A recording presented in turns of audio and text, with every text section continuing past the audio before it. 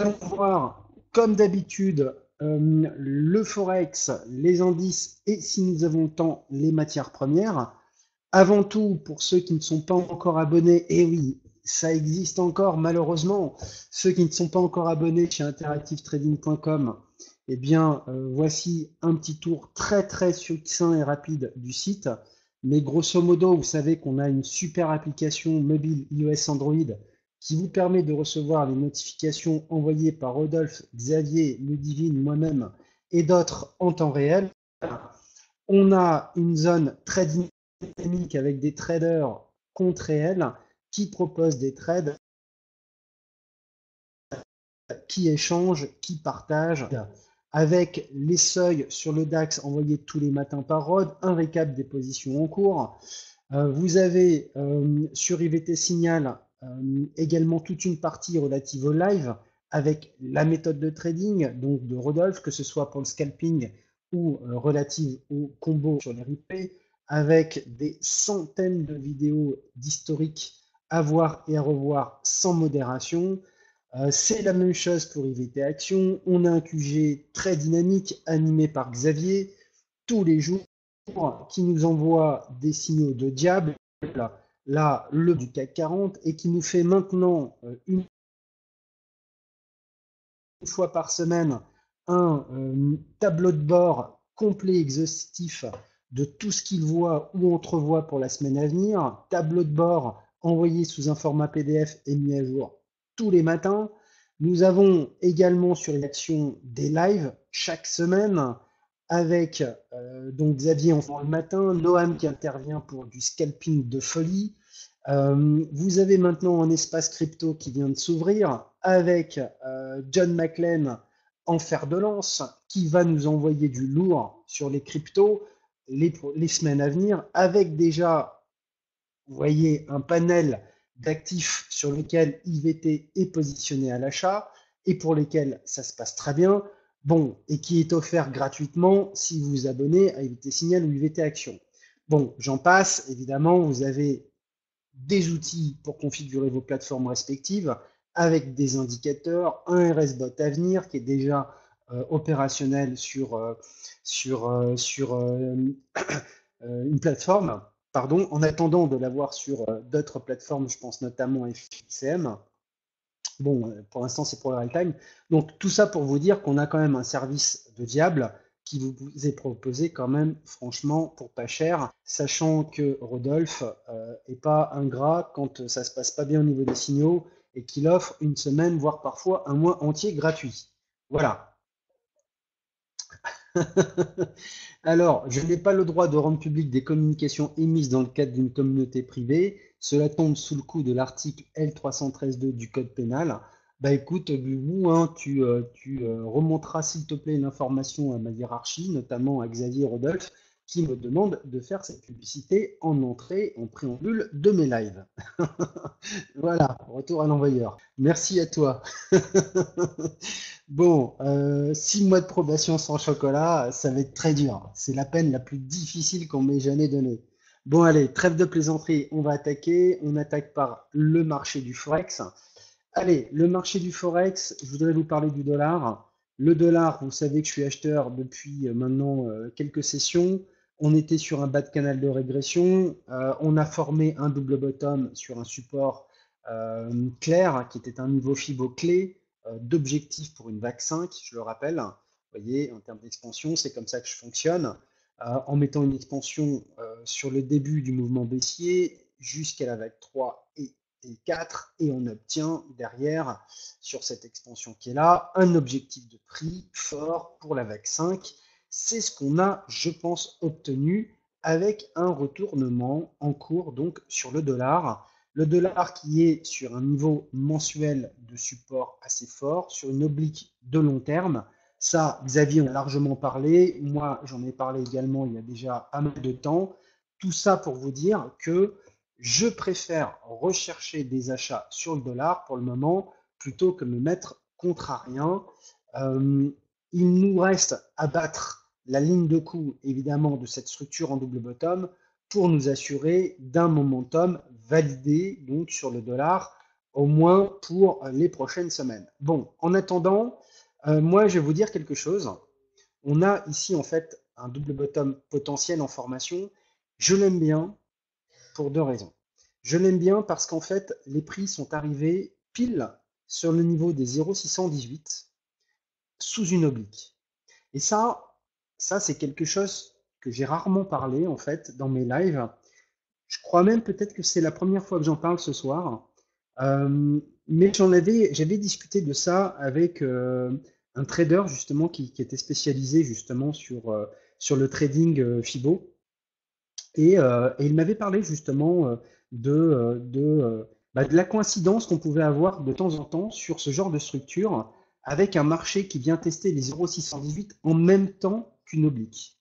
Et ça, en général, l'observation, donc sur des centaines d'heures d'observation, je peux vous dire que le mec avait étudié ce setup en long, en large et en travers sur tous les actifs, et je peux vous dire, lui, il bossait qu'en H4 sur sur plusieurs années back, donc il y avait passé vraiment beaucoup de temps.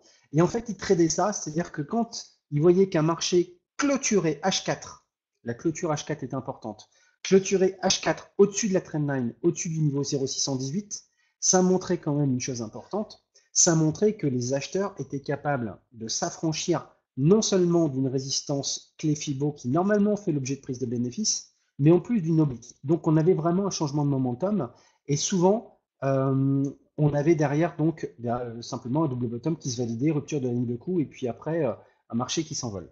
Voilà. Donc je vais suivre ça de près. Vous savez que ce soir, c'est le FOMC. Donc à 19h GMT, 20h heure française. On peut s'attendre à tout, hein. Pour l'instant, il n'y a rien de validé. On est sous résistance, en fait, hein, sur ce dollar. Que dire du MACD? Bah, franchement, pas grand-chose. On va dire qu'on est plutôt neutre hein, quand je vois quelque chose comme ça, et c'est normal. Ça représente bien, finalement, ce qu'on est en train de voir sur le dollar, c'est-à-dire un range qui se forme avec un support donc sur les 11 555. Mais si on devait voir une rupture ce soir avec une clôture H4 dessus, je pense que la messe sera dite et que derrière, on va valider ce double bottom avec, je pense, un objectif de prix dans un premier temps de 11 741 qui nous donnera peut-être un pullback, sait-on jamais, pour l'acheter plus tard. Sinon, c'est, je pense, hein, ligne directe vers les 11 882.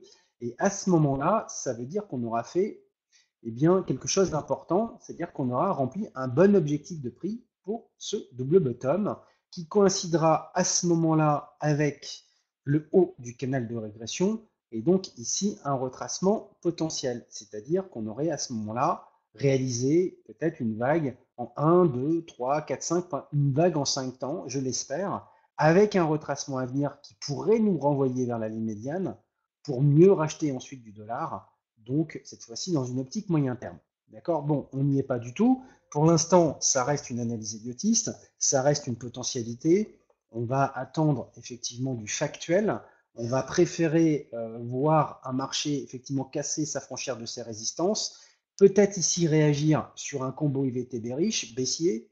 Le trader peut-être à la baisse. Pourquoi pas, puisqu'après tout, on sera sous une résistance. Encore une fois, il faut être factuel. On a un setup, bon, mais tant que la ligne n'est pas brisée, et même si on brise la ligne, on peut très bien être ici sur un retracement un peu plus compliqué en ABC, avec encore une vague 5 baissière à venir. Franchement, tout est possible, mais à un moment donné, il faut choisir un scénario. Et quand on choisit un scénario, il faudrait alors raisonner risque-reward. Donc quand on arrive ici, eh bien, ça peut être un setup de vente à la méthode IVT, et là, je laisse les abonnés à leur memento. Et pour ceux qui ne sont pas abonnés, eh ben, écoutez, sachez que nous, ici, on sera potentiellement vendeurs sur ce dollar sur la base de ce setup. En tout cas, ça nous ferait nos affaires dans l'idée où nous aurions ici une rupture de la ligne de coup, pullback sur l'oblique, sur un niveau de support. Et ma foi, même si on pouvait être baissier ici, on aurait tapé un TP pour ce setup baissier et qui pourrait, pourquoi pas, nous donner cette fois-ci une optique d'achat pour aller rechercher le haut du canal. D'accord? Bon, voilà. Donc, vous voyez qu'en fait, on peut dire tout et son contraire, mais dans le fond, la seule chose qui va vous sauver, c'est le money management. Et quand je vous dis ça, je vous le dis vraiment très sérieusement. C'est-à-dire que vous pouvez avoir les plus beaux setups du monde. Si ça ne s'accompagne, oula, c'est dur ce soir. Si ça ne s'accompagne pas d'un money management rigoureux, c'est-à-dire éprouvé dans le temps, c'est bullshit. Ça vaudra rien du tout.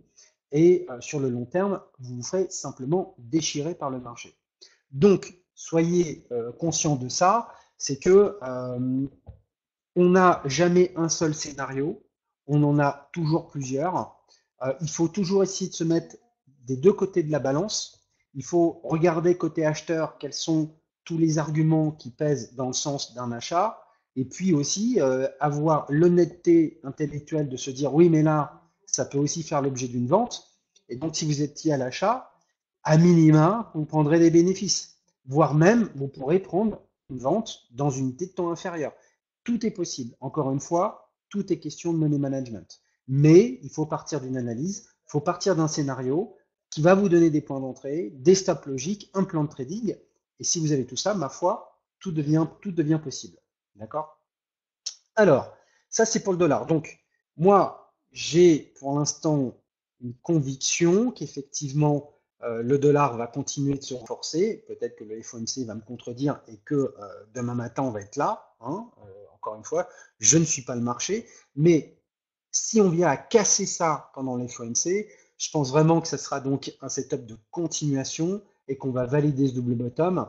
Et qu'à ce moment-là, ce setup de trading baissier, il va falloir être très très prudent avant de tenter quoi que ce soit parce que je pense que ça sera quand même chaud. Chaud pourquoi? Parce qu'on a quand même fait du 1, 2, 3, 4 et pour moi 5. Et donc ici, c'est pas le genre de combo qui sera à prendre avec une grande sérénité, je pense. D'accord? Donc voilà, donc le dollar sous résistance. On va voir ce qui va sortir du FOMC. En tout cas, et c'est ce que je disais ce matin en zone internationale, l'important, c'est de savoir, au regard d'un scénario bullish, ce que cela pourrait nous donner sur les majeurs du Forex et également, donc, comment dire, quel plan de trading cela pourrait nous amener. Donc, on a un double top ici sur l'euro USD. C'est normal, hein, on a vraiment une corrélation inverse entre l'US dollar index et l'euro USD. Ne soyez pas surpris. Donc, ce double top est comme sur l'indice US dollar n'est pas validé, puisque la ligne de coût, elle est là. Ok. Néanmoins, bon, on a quand même, je pense, une belle impulsion. Je pense que ça peut déjà se compter en 5 temps. Vous voyez, si je regarde juste les paquets bleus, on en a bien 2, pardon, donc ça nous donne 5 vagues. 1, 2, 3, 4 et puis 5. D'accord? Peu importe que ça aille plus bas. En tout cas, ça pour moi, c'est maintenant vraiment ce que je pense être une impulsion. Et donc, j'ai envie de chercher maintenant une vente sur l'euro USD. Rappelez-vous, on était acheteur ici, on a tapé des TP, et puis quand on est arrivé là-haut, j'ai commencé à vous dire que là, ça commençait à sentir un peu le roussi, qu'il était temps de prendre tous les bénéfices pour ceux qui étaient à l'achat. Ok, on a notre impulsion baissière, super. On est en bas du canal de régression haussier, je le rappelle. D'accord? Si je devais poursuivre cette trendline, vous voyez, on est dans le paquet, d'accord? Ok, je ne suis pas hyper objectif, mais si je remonte un peu, on est dedans. Donc on est toujours sur la partie basse de ce canal de régression haussier. On peut donc avoir un retracement haussier sur les prochaines sessions. C'est pas impossible. Et si c'est le cas, ça veut dire que le dollar, eh bien, ici, a échoué, a cassé et qu'il est de retour un petit peu sur la partie basse. Est-ce que ça veut dire que on pourrait ne pas l'acheter? J'en sais rien, on mettra une fourchette bandrouze et puis on va regarder si on arrive sur la partie basse en même temps qu'on arrive sur un support. Bon, en tout cas, moi ce que je pense ici, c'est que si l'euro USD devait par exemple aller tester le double bottom et puis ensuite retracer quelque part là-dedans, je pense qu'ici on commencerait à rechercher des ventes, tout simplement parce que ça voudra dire que le dollar, lui, a réussi à casser ça et qui sera en pullback sur notre zone. D'accord? Si on devait faire l'analogie, un dollar qui casse et qui pull back, ça veut dire un euro qui plonge et qui pull back. Et à ce moment-là, ici, ça serait une zone, ma foi, intéressante pour se donner des objectifs de prix en relation avec ce double bottom, c'est-à-dire un premier TP sur l'expansion 100%, si je vais trop vite, n'hésitez pas à le dire, qui nous donnerait un objectif de prix sur les 1,2217, un deuxième sur les 1,20 et 1,26 et un troisième sur les 1,20. On parlerait donc d'un retour de l'euro USD sur les 1,20. Et avec un objectif de prix comme celui-là, on peut très bien entrer ici en haut de l'Andrews avec un stop sur les 1,2250. Ça, mon avis, ça ne poserait pas de problème d'un point de vue money management, puisque nous aurions un stop approximatif de 160 points pour aller rechercher sur le dernier TP 400 points. On va se débrouiller ici pour prendre juste ce qu'il faut sur les TP intermédiaires pour qu'à fine, on ait du 1 pour 2. En tout cas, on a une marge de manœuvre parce que sur le TP3, on est quasiment à 1 pour 3. D'accord? Donc, à vous de prendre vos calculettes. Est-ce qu'il faut prendre 50% ici, puis relâcher encore 25 là? À vous de voir pour que vous ayez avec lequel vous vous sentez bien. Donc, en tout cas, moi, c'est plutôt le plan. Alors après, évidemment, on peut tout casser par le bas et puis pullbacker ici. Encore une fois, à ce moment-là, ça voudrait simplement dire que même si on casse plus bas, qu'on vient rechercher directement le troisième TP, c'est pas grave. Après, on va recaler la fourchette d'Andrews, on la recalerait sur les derniers bas et on rechercherait du coup plutôt une vente, vous voyez, dans cette zone-ci, voire dans cette zone-là. On verra bien à ce moment-là ce que le marché nous donnera. Mais en tout cas, j'utiliserai la fourchette d'Andrews pour me donner un timing et j'étudierai les niveaux de résistance pour croiser avec un niveau de prix qui me paraîtra satisfaisant pour un pullback. Et soit avec les stops, on obtient un risque-reward descend pour les outils qu'on se redonnerait par expansion, soit on attendra un price action bearish pour avoir un stop court. Déjà, depuis longtemps, vous savez un petit peu comment je fonctionne. Moi, je voudrais juste vous dire ici de faire un petit peu attention parce que le MACD est sur la partie basse de son cycle. Donc, on est quand même sur une zone un peu compliquée. On peut avoir un retracement sur les FOMC ici, mais le FOMC est le FOMC. Et donc, derrière, alors, le son n'est pas si bon. Alors, si je parle comme ça, peut-être que c'est mieux pour vous. J'ai éloigné mon micro de la bouche. Donc, j'espère que ça va un peu mieux. Le son est OK, super. Bon, bah, vous voyez, j'ai trouvé l'astuce. Bon, en tout cas, moi, ce que je veux vous le dire, les gars, ça fait longtemps que je suis sur les marchés financiers. Ça fait maintenant quasiment depuis 2011-2012, donc ça fait maintenant 6-7 ans que je suis sur les marchés financiers. J'ai donné beaucoup de choses. J'ai donné j'ai écrit pas mal d'articles, j'ai fait une quantité de webinaires. Vous pouvez trouver énormément de ressources en ce qui me concerne.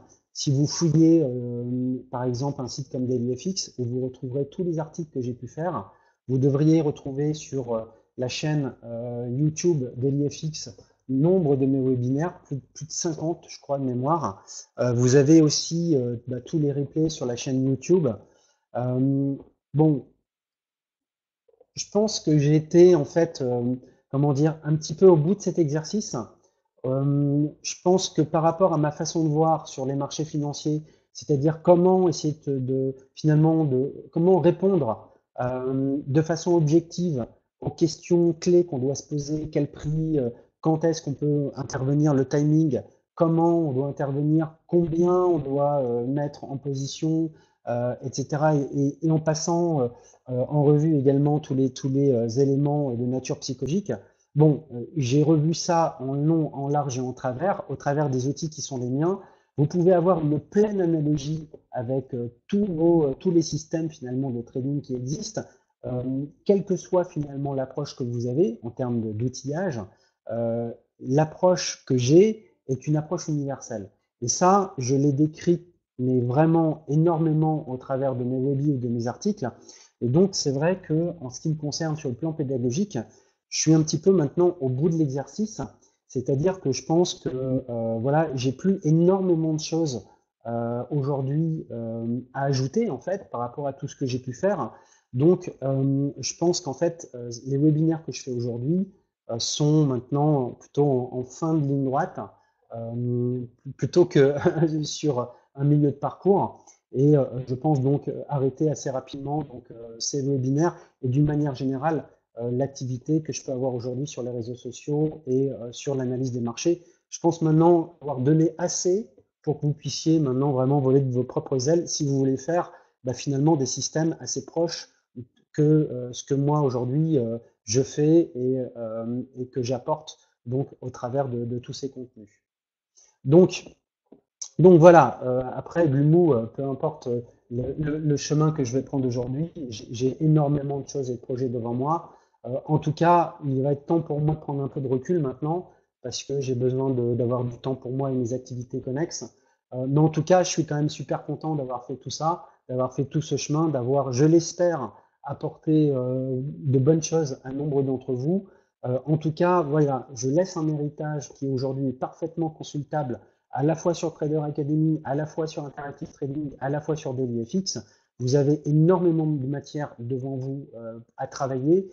Bon, prenez-en le meilleur. En tout cas, encore une fois, soyez juste objectif avec vous-même quand vous voulez vous lancer dans le trading ou quand, si vous voulez vous améliorer. Je pense qu'il est essentiel que vous puissiez vous placer dans des comment dire, dans des systèmes extrêmement rigoureux parce que le marché ne vous fera pas de cadeau et que vous devez apporter donc des réponses extrêmement concrètes et objectives à toutes les questions qui se posent à la fois en termes d'analyse et de trading. D'accord? Et là, je vous invite à revoir un petit peu tout ce que j'ai fait. Peut-être que si j'ai le temps, un jour, je ferai un bouquin, franchement, avec cette démarche pédagogique qui est vraiment une démarche d'ingénieur en fait, où on essaye d'analyser finalement un problème en se posant les bonnes questions et en essayant d'y répondre de façon rigoureuse. Et donc en se dotant d'outils et de réflexions, on va dire, les plus objectives possibles. Voilà, donc l'euro USD, maintenant je reviens, bon je clôt un petit peu cet aparté.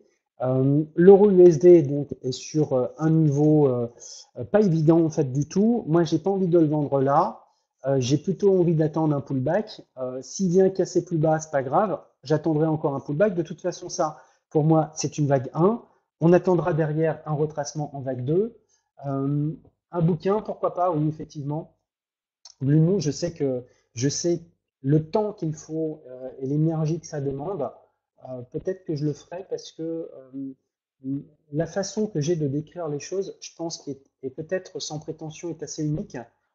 En tout cas, c'est la mienne et je l'aime bien. Et en tout cas, de comprendre, euh, elle permet de comprendre comment il faut raisonner. Voilà.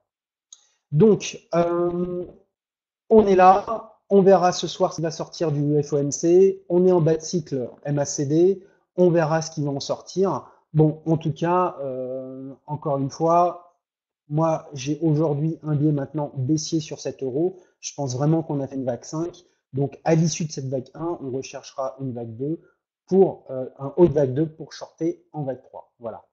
Sur le GBP USD, écoutez, c'est à peu près la même chose. Je pense que sur le GBP USD, si on vient casser les 1,3926, qui est un support clé, c'est un niveau Fibo clé. On est actuellement sous la moyenne mobile à 50 périodes, la moyenne mobile 5 à 50 périodes. Ce matin, ceux qui ont reçu mon point de marché, j'avais indiqué qu'ici, sur ce support, on pouvait les retester, la résistance là-haut.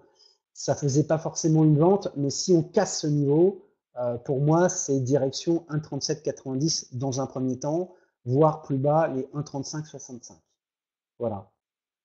Donc, euh, je pense, je pense que c'est la direction que va prendre la livre. De toute façon, je vais vous dire, si le dollar est en phase de retournement de moyen terme, il ne faudra plus aller chercher des achats sur l'euro, sur l'AUD. Il faudra vraiment rechercher que des ventes, simplement parce que le dollar reste quand même la monnaie forte, d'accord? Et à moins d'un événement exceptionnel, j'en sais rien sur le Brexit, euh, qui, euh, qui, euh, qui irait dans le sens de la livre, je pense que la livre, comme l'euro, suivrait finalement le mouvement imposé par le dollar, d'accord? Donc, on verra ce qui va sortir de 20 heures, mais en tout cas, ça, c'est mes objectifs de prix. Je les obtiens comment? Toujours en utilisant des expansions par rapport aux vagues qu'on connaît, d'accord? Donc là, moi ici, je vois que du 3 temps, ici, je vois du 5 temps. Donc 1, 2, 3, 4 et 5 a priori, donc retracement de 3 temps. Et donc je m'attends à une nouvelle vague, donc impulsionnelle baissière. Est-ce que cette fourchette sera respectée? J'en sais rien. Bon, en tout cas, encore une fois, si on devait rompre les 1,3926, je pense que du coup, il ne faudrait vraiment rechercher que des ventes. Et une façon de les faire, ça pourrait être ensuite, pourquoi pas, d'utiliser dans des unités de temps inférieures des canaux baissiers de ce genre-là, vous voyez, pour essayer, pourquoi pas, si le marché vient ici en clôture H4, tester le bas du canal et venir ici ensuite en pullback, rechercher une 1,3926, on aurait la moyenne mobile à 50 périodes, on aurait la résistance, le niveau clé Fibo, on aurait le haut du canal, on aurait un combo EVT, j'en passe, j'en passe, j'en passe, on aurait de quoi shorter en fait ce GBP USD. D'accord? Donc vous voyez, en fait, il faut juste à un moment donné se dire, ok, si on casse un niveau, est-ce que ça peut nous permettre d'entrer? Si oui, quel est notre stop? Mais et quels sont donc nos objectifs? Et à ce moment-là, est-ce qu'on a un bon risque-reward? Voilà. Si c'est le cas, ça peut même faire l'objet d'un short cash, cette rupture de support. Mais si c'est pas le cas, on peut rechercher un pullback. Et puis là, on sera plus en H1, on sera peut-être en M30 ou en M15. On va trouver une structure de retournement sur la zone. Et puis bing, on shortera avec un stop très court et on visera le TP qu'on s'était donné en unité H4. D'accord? À vous d'utiliser plusieurs unités de temps pour, d'une part, vous donner des objectifs stratégiques de prix et d'autre part, trouver des points d'intervention au plus fin pour optimiser le risk-reward. D'accord? Si vous avez un objectif journalier alors que votre stop a été obtenu avec une position en M15, j'ose imaginer le risk-reward dément que vous pourrez obtenir à la fin. Donc, évidemment, c'est tout ça facile. D'accord? C'est tout ça facile. Mais si vous faites preuve de bon sens et de logique, et que vous avez le nez scotché sur l'écran, et surtout que vous savez derrière être extrêmement froid devant les événements, eh bien, vous pourrez trouver ce genre d'opportunités qui vous pourront vous faire gagner une semaine de temps de planning, voire parfois un mois entier de trading, tellement vous avez été optimum sur votre gestion de stop et donc au final sur le risque-reward obtenu. D'accord? Alors, allez, on switch sur la USD parce que le temps court, je parle beaucoup. On est sur la USD.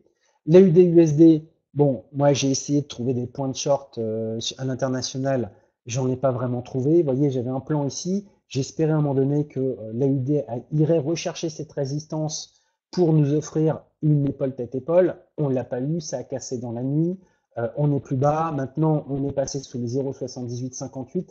C'est maintenant un niveau de support qui va se polariser en résistance. Donc maintenant, tant qu'on est sous ce niveau-là, et plus particulièrement sous les 0,7915, eh bien, on est baissier, baissier, et on est baissier. Voilà. On peut plus l'acheter, cet AUD USD. Vous savez que moi, je suis vendeur sur cet AUD USD au regard de ce setup Andrews. Je pense que le marché va aller rechercher les 0,7620. Donc, l'idée, c'est quoi? C'est maintenant également de se plonger dans des unités sous-jacentes du M30, vraisemblablement. Et je pense qu'en M30, on doit avoir ici un beau momentum baissier avec certainement, vous voyez, des combos qui doivent se placer assez régulièrement. Quand vous avez une moyenne mobile à 50 périodes comme celle-là qui vous donne des beaux pullbacks avec derrière accélération baissière, bon, bah, si vous avez un AUD qui revient tester ici cette zone de résistance qui sera également un Fibo cluster, une moyenne mobile 50 périodes, bon, bah ici, c'est difficile de l'acheter. Franchement, on essaiera de nouveau de le vendre. D'accord? Donc, vous voyez, parfois, il faut faire simple et surtout rechercher l'efficacité à défaut d'être efficient. D'accord? Parce qu'il n'y a que les marchés qui sont efficients et nous, on n'est absolument pas efficient. On essaye juste de nous en sortir au mieux avec les éléments graphiques qu'on peut détecter. Et vous savez bien que vous pourrez prendre trois traders. Les trois traders vont voir chacun des choses différentes dans leurs analyses. C'est ce qui rend le trading un peu parfois chaotique, mais aussi tellement, tellement passionnant. Voilà. Alors, oui, Rachid, on va voir l'or aussi. L'USD CAD, allez, l'USD CAD, eh bien, est sous résistance. Donc, nous sommes ici sous cette résistance. Si nous avons fait, alors, je ne sais pas pourquoi on a un 2B ici qui traîne, le 2B, il est là. Si nous avons fait une vague 1A ici, eh bien, nous avons potentiellement réalisé la vague 2 en 3 temps. Et donc là, on partirait sur une belle vague 3 impulsionnelle qui va tout casser par le haut. D'accord? Donc, même si nous sommes sous résistance, cette fourchette-là n'existe pas, même si nous sommes sous résistance, attention, attention, parce que il est quand même assez facile de voir ici du 5 temps sur cette vague-là. 1, 2, 1, 2, 3, 4, 5, donc 3, 4 et 5. Donc 1, 2, 3, 4 et 5. Donc c'est une impulsion. Un retracement en 3 temps qui nous a amené sur le niveau des retracements des 50%. Donc il n'est pas impossible que l'USD CAD retrace de nouveau pour nous faire un A, B et C beaucoup plus profond, en fait un WXY. Mais ce n'est pas le scénario principal. Le scénario principal, c'est quand même que le USD CAD a fini son retracement et qu'il va, a priori, potentiellement tout casser par le haut. D'accord? Vous voyez, on est ici en train de tester la partie haute de ce canal de régression et nous avons ici un nouveau canal. On est donc dans une zone très compliquée. Et ce que j'ai expliqué ce matin donc en anglais, c'est que moi, là, j'avais du mal à l'acheter quand même. Je préférais qu'on casse par le haut et qu'on vienne rechercher, donc en pullback, le support cette fois-ci, allié avec cette ligne médiane pour aller rechercher ensuite le haut du canal. D'accord? Donc quand on sera ici, si on vient là-haut et qu'on vient rechercher cette zone-là en pullback, bon, le stop n'est pas évident hein, pour aller rechercher ça là-haut avec un stop technique ici. On essaiera plutôt de se mettre en horaire et ici de trouver une possibilité d'entrée sur la base d'une structure en chandelier japonais de retournement, ou alors on se mettra en H4, on mettra une jolie fourchette d'Andrews qu'on essaiera d'ajuster pour qu'elle devienne un canal de régression de la sorte. Vous voyez, on ira là l'ajuster si l'USD4 par exemple vient chercher ça pour obtenir un timing prometteur pour aller rechercher la ligne médiane dans un premier temps et le haut du canal dans un deuxième temps, avec ici certainement un retracement baissier qui s'en suivrait et donc une recherche de short. D'accord?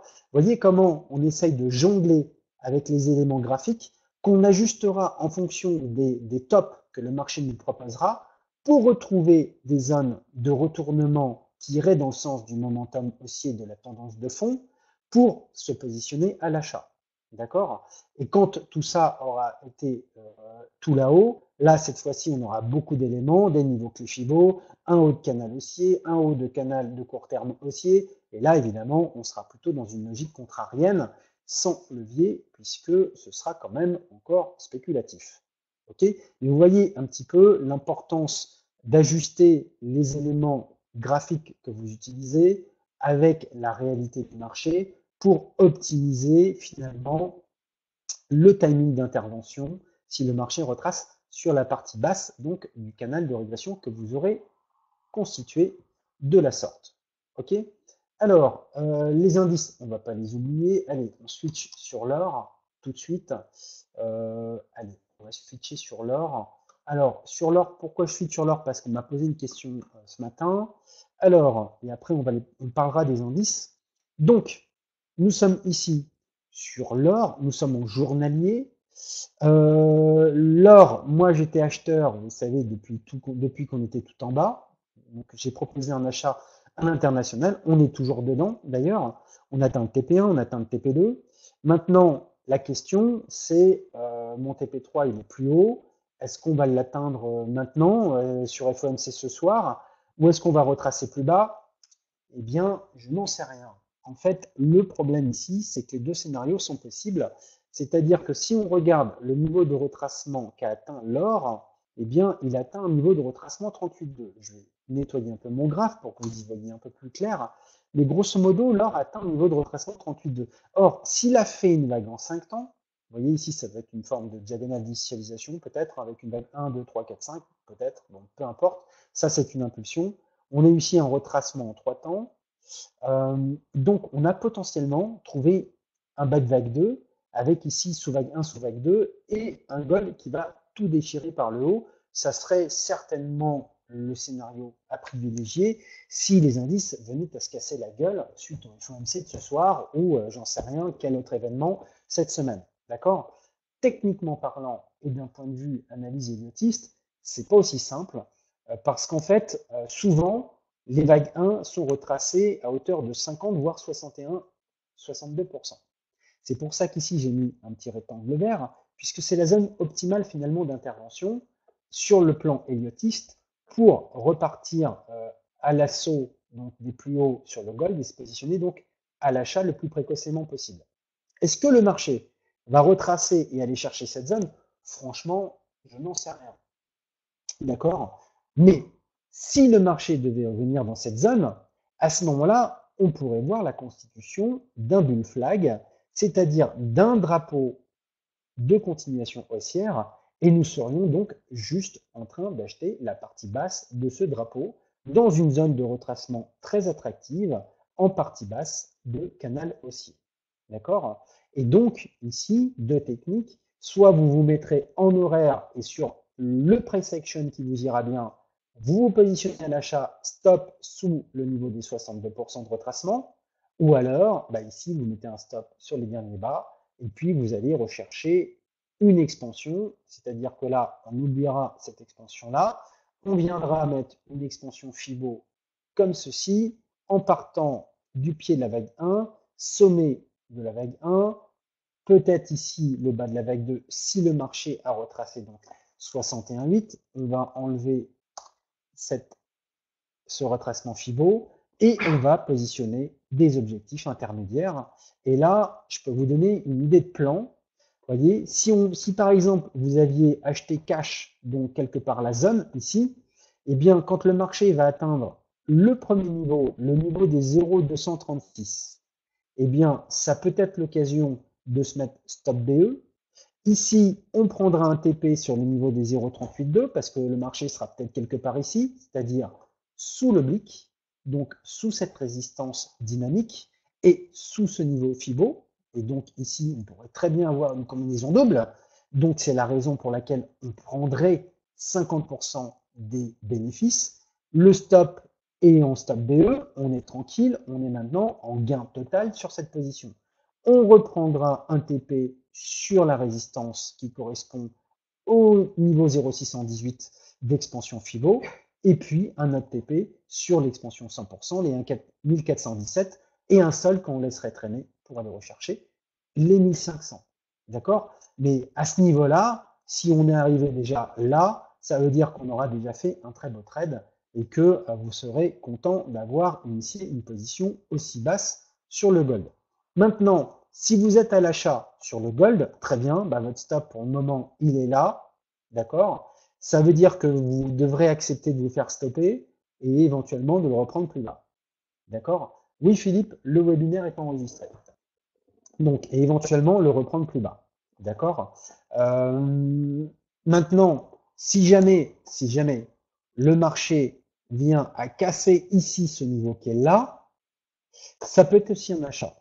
Un achat avec un stop ici, puisque ça veut dire qu'on aura fait 1, 2 et qu'on sera en pleine vague 3. En fait, on sera en sous-vague 3 de la vague 3. Donc, on s'attend à une très belle sous-vague 3 qui peut nous emmener vers les 1417. Et du coup, vous voyez, en partant d'une rupture achat stop ici, on sera sur un peu plus de 1 pour 1. Ça peut justifier donc une entrée sur rupture. D'accord? Et ça veut dire également que si vous étiez ici à l'achat, vous avez acheté quelque part là-dedans, et que vous êtes ici, que le marché vient à casser, vous pouvez très bien renforcer votre position parce que vous allez pouvoir remonter votre stop. Votre stop qui était ici, si vous avez acheté quelque part dans cette zone, d'accord? Quelque part là, j'en sais rien. Je sais que Rod a envoyé un achat sur le gold il y a quelques jours, donc peut-être que vous êtes dedans en ayant acheté quelque part là-dedans, ok? Je ne sais pas exactement. Votre stop est là, ok? Et ça, c'est le stop normal, j'ai envie de dire. Donc, s'il y a rupture maintenant de la résistance, c'est un renfort. Pourquoi? Parce que ici, votre stop, maintenant, il est là. Et donc, le risque que vous allez éliminer, vous pouvez le réinjecter ici.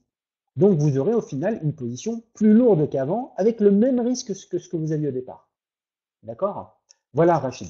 Donc, tu vois, l'idée, c'est que si Rod a raison et qu'on vient casser ça, eh bien, le stop qui était là, on le remonte sur le dernier bas. Et du coup, ce qu'on économise en termes de risque, on peut le mettre ici en tant que nouvelle position. Et du coup, tu vas te retrouver avec une position une fois et demie plus lourde que celle de départ. Voilà, c'est comme ça qu'on renforce. En fait, vous n'avez pas le droit de renforcer une position si vous ajoutez du risque par rapport à la position de départ. Il faut au minima que votre risque soit le même. D'accord? Donc, ça veut dire forcément qu'un stop aura été remonté.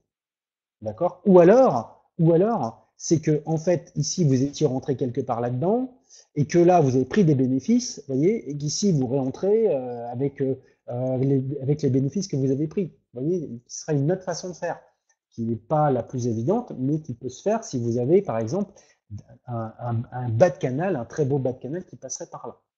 OK? Voilà, donc ça, c'est pour l'or. Allez, on va basculer sur les indices. Il ne me reste plus beaucoup de temps. Euh, alors, nous sommes ici sur le SP500. On est en mensuel. 1, 2, 3, 4 et 5. Bon, moi, quand je vois ça, je regarde les bougies rouges. D'accord? Bêtement, je regarde les bougies rouges. Et là, je vois un paquet de rouges. Et puis là, j'en vois plus, en fait. D'accord? Si j'essaye de voir quelque chose d'assez semblable à cette structure qui est là, qui est une structure finalement de retracement à plat, eh bien, je vois pas d'équivalence ici. D'accord? Donc, moi, j'ai un peu de mal, hein, je suis peut-être contre vents et marées, hein, j'en sais rien, mais j'ai un peu de mal à me dire que le SP ici a fait sa vague 5. D'accord? Je vais vous le mettre comme ça. Je vous le mets en 1. Et là, ça fait déjà quelques temps que je le dis. Il y a quelque chose qui me gêne, moi, sur ces indices. Je sais qu'à un moment donné, on parlait déjà d'un crack à venir et tout, etc. Et non, en fait, moi, j'ai tout de suite envoyé un tweet dès que j'ai vu les annonceurs de catastrophes qui commençaient donc à émettre des risques forts sur ce marché. Ils ont peut-être raison, hein, peut-être que ça va être catastrophique et que tout va se casser la gueule, hein, peut-être, mais je suis pas si sûr que ça en fait, parce que j'ai quand même, en prenant un peu de recul, j'ai quand même un peu l'impression qu'on a fait 1, 2, 3, et puis bah, c'est peut-être qu'une 4 en fait ici, hein. D'accord? Et vous voyez, on a pour l'instant, bang, on est revenu au-dessus du niveau Fibo clé, quoi. Donc l'affaire n'est pas jouée. L'affaire n'est pas jouée. Ça veut dire qu'ici, tant qu'on clôture, tant qu'on reste au-dessus de ce niveau-là, des 2705, eh ben, c'est pas du tout évident en fait de shorter le SP là maintenant. C'est pas du tout évident. Honnêtement, c'est pas évident du tout. D'accord? Alors, on peut même avoir, bon, là, on a eu un flat, donc on peut avoir un zigzag hein, après, mais bon, moi j'ai quand même l'impression que c'est pas une vague 5 en fait ici, que la vague 5 elle est plus haut, elle est plus haut. Voilà. C'est un feeling personnel, mais moi, quand je regarde ce décompte-là, en mensuel, je m'y retrouve pas. Donc, on peut regarder ce qui se passe, par exemple, en dos, sur le dos, en journalier, même en unité hebdo. Est-ce que je l'ai, le dos, en unité hebdo? Je vais vous le montrer en unité hebdo. Je vais faire plaisir à Alain, qui me suit toutes les semaines sur les indices. Merci Alain pour ta fidélité. Ça m'a fait plaisir de t'accompagner depuis tout ce temps. Donc, vous voyez, quand je regarde l'US 30, bon, allez, regardez ce qu'on a fait en fait. Pour moi ici, c'était un flat. J'ai toujours dit que ça, c'était un flat sur l'indice américain. Et donc, ce flat, même s'il a atteint des niveaux d'expansion records, on a retracé pile 38,2. Et en plus, on a retracé 38,2, vous voyez, avec un canal de régression. Magnifique. Avec une moyenne de billes à 50 périodes qui arrive juste en dessous. En fait, ça, c'était un gros point d'achat, en fait. Honnêtement, c'était un point d'achat. Donc, quand le marché est venu tester là, tout de suite, moi, j'ai mis en fait un risque haussier pour ceux qui étaient à la vente. Je vous invite à voir les tweets sur le sujet parce que pour moi, c'est pas du tout évident qu'on est dans un marché bearish maintenant. C'est pas du tout évident parce que le marché a réagi pile sur le 38,2. Et le 38,2, c'est très souvent synonyme de vague 4. Et en plus, vous voyez, avec un beau canal derrière et une moyenne mobile qui est là pour nous dire, les amis, on n'est pas encore en tendance baissière, hein. On est en tendance haussière. Il n'y a pas un bas qui a été battu. Pour l'instant, on est encore sur des niveaux stratosphériques et jusqu'à preuve du contraire, on n'est pas baissier. Pour être baissier, il faudrait casser ça en fait. En hebdo, il faudrait casser cette moyenne mobile à 50 périodes et puis là, en pullback, on y va, on short. Mais là, pour l'heure, il y a des acheteurs qui se sont manifestés, hein, tout simplement, hein. Donc, c'est sûr qu'on est bloqué sur la ligne médiane et que là, c'est ce que j'appelle un point d'arbitrage. D'accord? Je ne dis pas maintenant, je ne dis pas non plus qu'on est acheteur, d'accord? Je ne vais pas non plus la jouer avec des trompettes et vous dire j'ai raison contre vents et marées. C'est là que ça se joue en fait. C'est là le point d'arbitrage. Le fameux point d'arbitrage sur lequel j'insiste tant quand vous êtes dans ce genre de setup pour que vous preniez des bénéfices. Parce que la ligne médiane est toujours un point qui va faire s'interroger le marché. Et effectivement, ici, on pourrait très bien voir ça derrière. D'accord? Et à ce moment-là, ça veut dire qu'effectivement, on serait sur autre chose avec peut-être une vague 5 qui est touchée. Mais pour l'heure, franchement, on n'a aucun argument pour dire que ça va tout péter par le bas. Aucun argument. D'accord? Comme j'en ai pas forcément énormément plus pour dire que non, on va tout casser par le haut. Mais une chose était sûre, c'est que ça, c'était un point d'achat. C'était une recherche d'achat claire de par ce setup que j'ai ne cesse de vous montrer depuis que je suis analyste des marchés, analyste financier des marchés. D'accord? Donc, en conclusion, ma foi, franchement, si vous trouvez des setups d'achat dans des unités horaires ou H4, eh bien, il faut continuer à l'acheter, quoi, pour l'instant. C'est-à-dire que, vous voyez, ici, on a une moyenne mobile 50 qui fait office de support. On a cassé, vous voyez, finalement, cette ligne de coup. Si on vient à casser ça, là, ce truc-là, là, ici, là, vous voyez, si on vient à s'affranchir, on fait un niveau plus haut, là, c'est un point d'achat, en fait, avec un stop sur les derniers bas, et puis on met une expansion, et puis on visait les 1,618, ou au moins vous visez le haut du canal. D'accord? Donc, faut être simple, encore une fois, et trader ce qu'on voit. Pour l'instant, c'est pas du tout évident de voir du 5 temps là-dedans. C'est pas du tout évident parce que moi, je vois ici bien une vague 1-2, puis là, je vois je vois pas forcément du 1-2. Je crois pas que ça, c'est une vague 4, hein, qu'on aurait fait 1, 2, 3, 4 et 5, parce que ça, c'est beaucoup trop petit par rapport à la vague 2. Donc, c'est peut-être une A, une B, et puis une grande C, en fait. Vous voyez, sur lequel il y a eu un grand mouvement de panique, ce qui montre quand même une chose, c'est que quand même, quand le marché va passer baissier, ça va être un bain de sang. Ça, quand même, faut en avoir conscience. C'est que, vous voyez, là, le marché s'est fait peur, et quand il s'est fait peur, ça n'a pas été une longue descente, vous voyez, oscillante, comme celle-ci, oscillante et lente. Ça a été crac, d'accord? Panique à bâbord. Donc, le marché est peut-être bien en train de se ressaisir. Donc là, vous voyez, on a la ligne de coup, hein, on retrouve la ligne de coup du double bottom. Si on vient recasser ça, je pense que c'est accélération et qu'on va aller rechercher les plus hauts. D'accord? Mais en rappel, on est quand même si on va rechercher des plus hauts, on est quand même sur un marché qui nous montre des alertes. D'accord? On retourne en hebdo, on est un marché qui nous montre une alerte quand même spectaculaire. Et on est en vague 5 d'une vague 5, d'une grande vague 5 mensuelle. Donc, ça veut dire que quand ça va aller là-haut, je ne sais pas combien de temps ça va prendre, mais quand ça va se retourner, là, ça va vraiment faire mal. D'accord? Donc, c'est la raison pour laquelle il faut être précautionneux. D'accord? Et plutôt continuer à favoriser des positions finalement intraday, de court terme, avec des prises de bénéfices relativement tight. D'accord? Et si vous pouvez liquider les positions, par exemple, vendredi, c'est plutôt pas mal. D'accord? Parce qu'on n'est pas à l'abri d'un mouvement systémique qui arriverait, j'en sais rien, le week-end, parce que la Chine décide de lâcher complètement les US sur leurs dettes et du coup amènerait un événement, un signe noir sur les marchés, on n'est pas à l'abri de ça, et que du coup vous vous retrouveriez à des années-lumière de votre stop si vous êtes sur un broker qui ne permet pas de protéger les stops, qui ne garantit pas les stops. D'accord? Ayez quand même conscience de ça. Si vous avez un broker qui garantit vos stops, il y a là, il n'y a aucun souci, mais sinon, faites quand même un peu attention. Ok? Alors, est-ce que c'est la même chose sur le DAX? C'est pas tout à fait la même chose sur le DAX. Moi, sur le DAX, bon, on voit quand même que sur le DAX, c'est un marché qui quand même qui bricole davantage.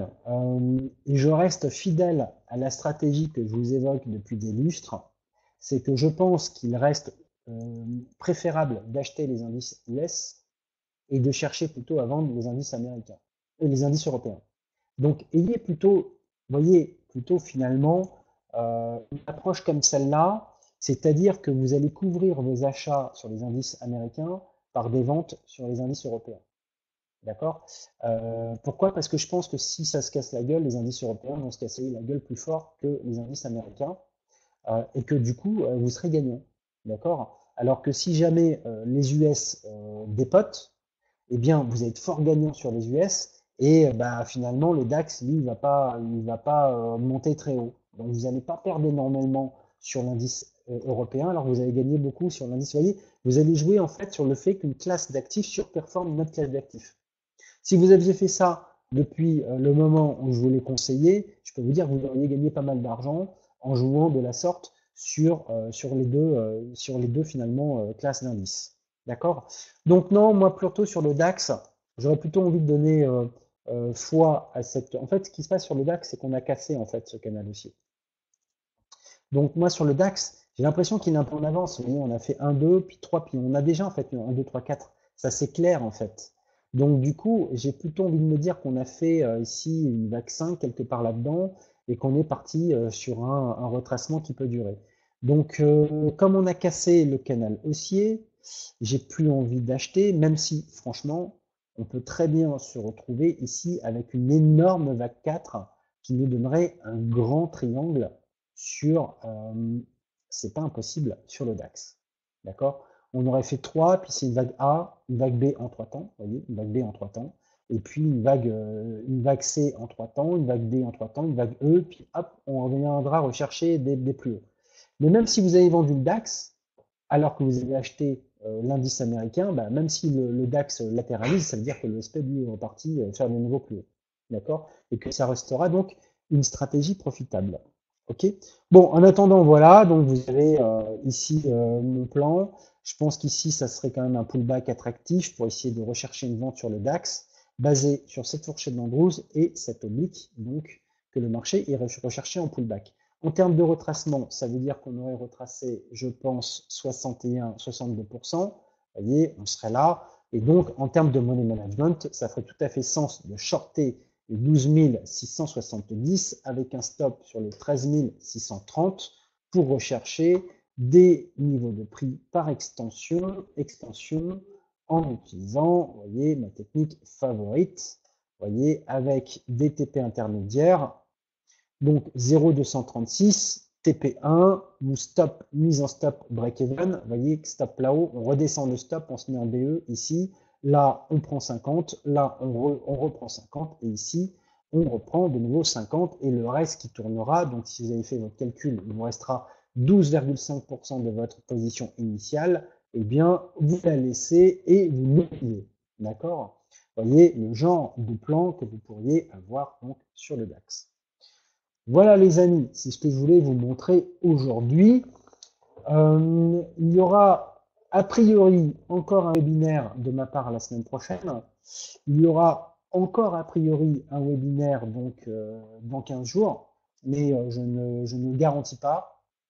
Bon, en tout cas, j'ai pris énormément de plaisir à vous donner toutes ces visions de marché, cette façon d'aborder l'analyse, mon point de vue sur la gestion du money management, sur la façon dont vous-même, quels que soient les outils que vous utilisez, devez répondre aux questions clés pour pouvoir être un trader gagnant. J'espère que tout ça vous a été profitable. Sinon, bah, regardez les vidéos que j'ai fait dans le passé, relisez les différents articles que je vous ai donnés et prenez-en donc le meilleur pour vos propres systèmes.